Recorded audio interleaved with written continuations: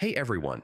In today's video, I'm going to show you how to test your stream in Streamlabs so you can go live in 2025 without any hiccups. Testing your stream beforehand helps make sure everything, audio, visuals, overlays, is working perfectly before your audience sees it. Step 1. Open Streamlabs and set up scenes. First, open Streamlabs. Take some time to set up your scenes or choose from the free themes available.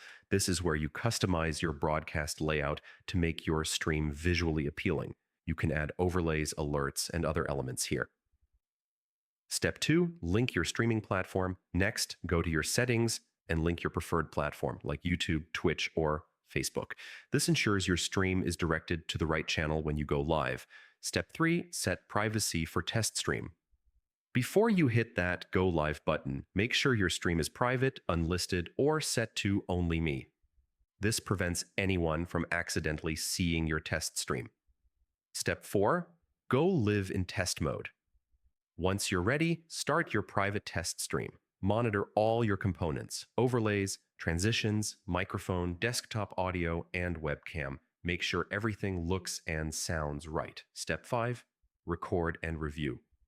For a thorough check, record at least 30 minutes of your test stream. Afterward, review the playback to spot any issues you might have missed. Fix any problems before your real live stream to ensure a smooth broadcast. And that's it! Testing your stream in Streamlabs is a simple step that can save you from embarrassing mistakes during your live broadcast.